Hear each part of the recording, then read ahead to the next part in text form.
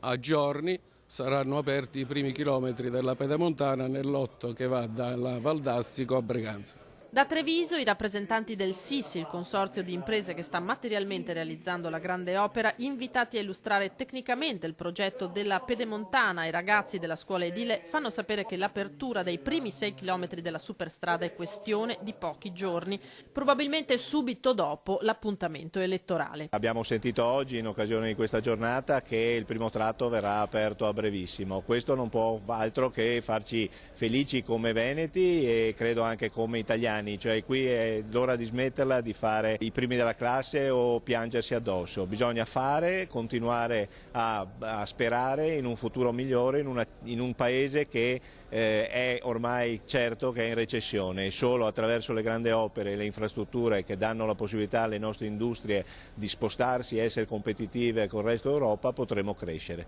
Segnale positivo per il settore anche lo sblocco definitivo del cantiere di Altivole da parte dell'autorità giudiziaria, tratto del lotto trevigiano della superstrada completato quasi per la metà. Il direttore Ruggero è convinto che i tempi di consegna saranno rispettati. Sono 38 chilometri di viabilità principale della Pedemontana Veneta, più qualche chilometro di viabilità secondaria. Siamo in fase di esecuzione su tutte le zone dei 38 chilometri del lotto 3, siamo all'incirca sul 45%, 40-45% delle opere, però stiamo lavorando alacremente per cercare di rispettare le tempistiche che sono state programmate dalla nostra società e dalle regioni.